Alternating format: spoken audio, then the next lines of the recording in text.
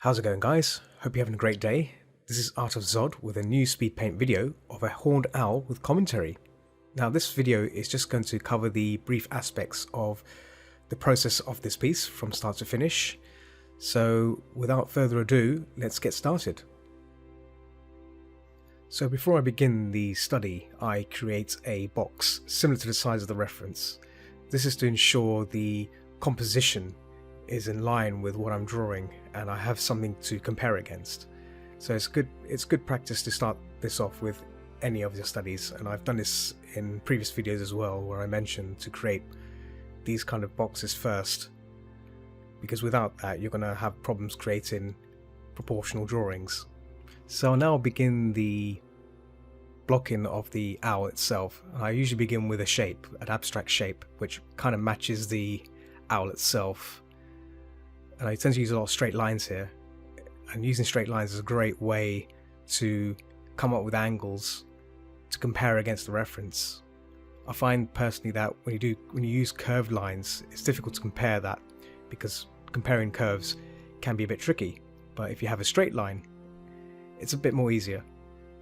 So you'll see me moving things around, erasing lines, drawing over lines again to refine them,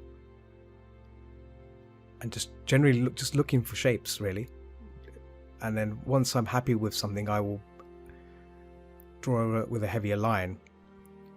But if I'm not satisfied, I'll erase it and do another straight line over it. I'll start to add a bit more, little bits of detail here. And the point of this is to use as a reference for the abstract part when it comes to blocking in, which I'll be moving on to shortly.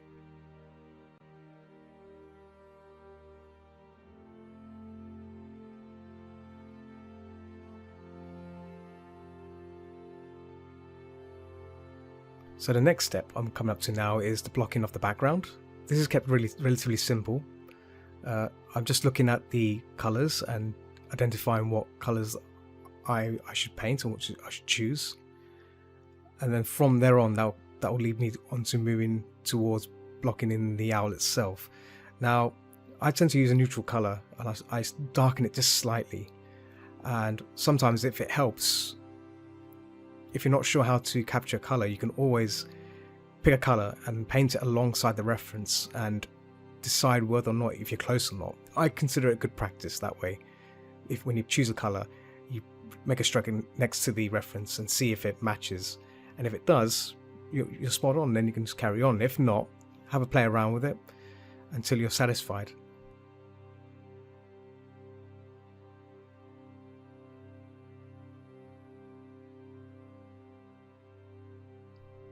So I've added some slight contrast here to the background, just to make the owl stand out from the background a bit more, to match the reference. And then I go back to working back on the owl again. So I didn't really mention what I was doing here, which all I'm doing is painting over the base layer. So I made a base layer and I made a layer on top of that, and I'm just painting the colors that I see, the shapes that I see, filling in those shapes that I created in the sketch layer.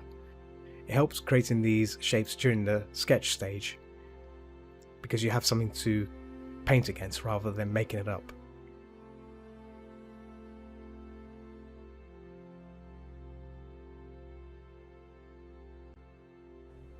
So I've created a new layer above the sketch layer, and I've started to now do like a refined blocking.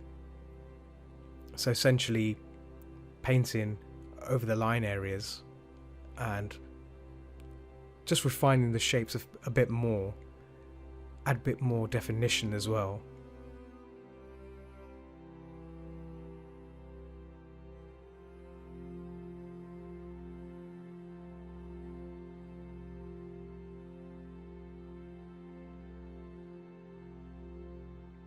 So as you can see on the beak side here, I've refining that a bit more under the beak, along its sides.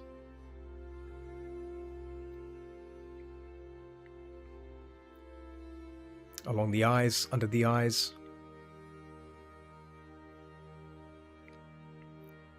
but I'm trying not to go too much into detail. It's all about refinement on a blocking level. Think shape, think abstract. Don't worry too much about detail. That's the main importance here. Because we're still trying to fix any problems that we see. Make sure the values and color match the reference in some sense. We want to make sure that the owl looks correct before we go on to any form of rendering or detailing. So right now it's just refinement. If something doesn't look right at this stage, the blocking stage, it's where all the fixes should be done, including patterns as well. So I'm adding the patterns above the owl here. I find doing these patterns on owls, especially the horned owl, to be challenging, but it's a good challenge because it tests your abilities to doing complicated paintings, and you should always challenge yourself to do these things because it's always good to see how far you can really go, and it will expose some of your weaker points, but through that you can strengthen them by understanding where you've gone wrong and why you've gone wrong. But I find the more you do these kind of complex studies, the easier it gets. So I've moved on to rendering here. I've switched to a a pressure sensitivity brush, and I'm just softening out the edges, but still retaining that contrast, the hard edges in certain areas.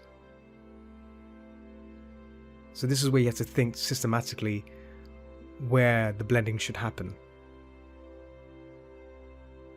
Because if you overblend it, then your owl looks completely blurry and it can look a bit muddy as well. Because when you mix colours together, they generally start to desaturate.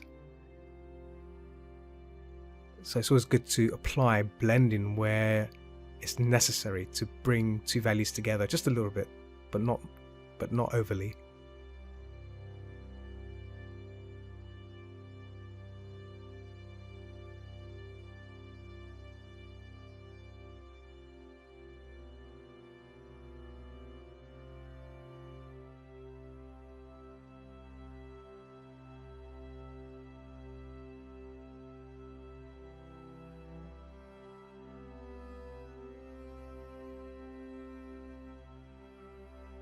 So I'm adding some slight highlights above the head and rendering out the pattern there, because on the reference some of the detailing is blurred away a bit, so it's fine to push that away.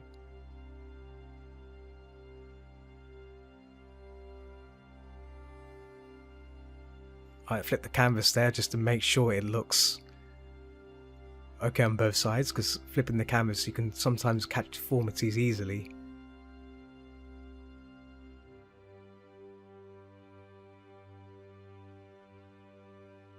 So I'm moving on to the detailing part now, and this is where you can start applying those long strands of feathery goodness where you see,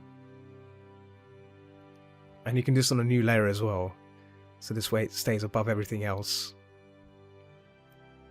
This is where you can apply those points of interest as well. Bits of gleam, bits of shine on the beak, bit of shadow. Mostly focusing on the areas of interest, in this case, around the beak and the face. So I'm working on the detailing of the eyes as well. I left the eyes to the last minute because the focus was trying to get the overall owl looking the way I wanted it to.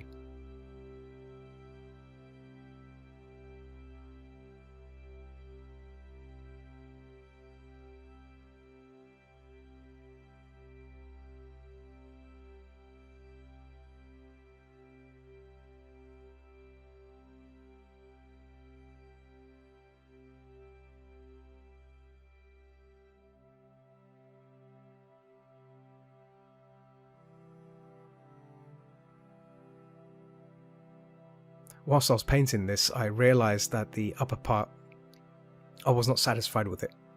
And I've always said, if you see something you don't like, do whatever you can to fix it. So you'll see here I'll be trying to rectify the problem at the top, and rather than just trying to fix it in a wishy-washy way, I just clear away the whole thing and do it properly. This is where studying owls comes in really handy, especially horned owls. It's about understanding how their patterns work.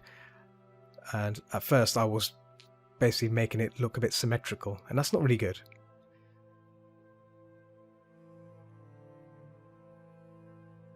Then I start to randomize it a bit. It can be challenging, but that's the beauty of study paintings. It's to challenge yourself.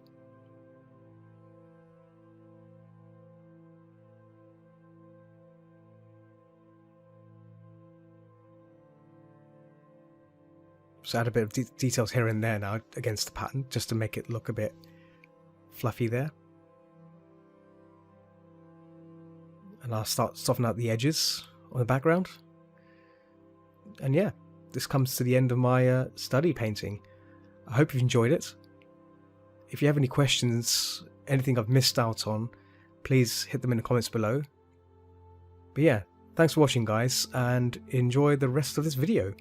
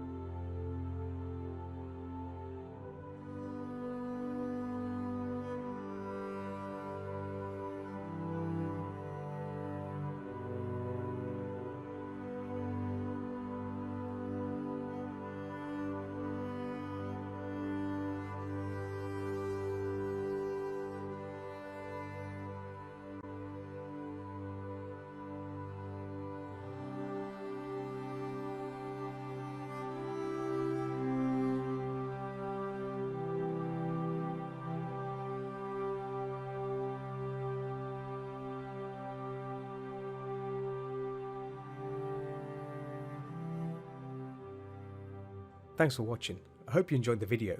If you like it, give it a thumbs up. Also, if you wish to support my work and these videos, consider subscribing to my channel and becoming a Patreon. Again, thanks for watching guys, and I'll see you soon.